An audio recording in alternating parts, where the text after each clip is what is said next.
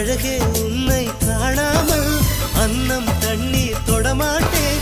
ஆகாயத்தின் மறுபக்கம் சென்றால் கூட விடமாட்டேன். உன்னை காணும் முன்னே கடவுள் வந்தாலும் கடவுளை தொழ மாட்டேன்.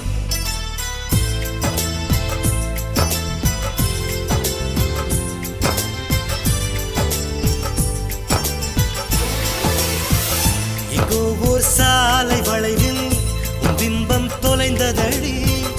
அங்கே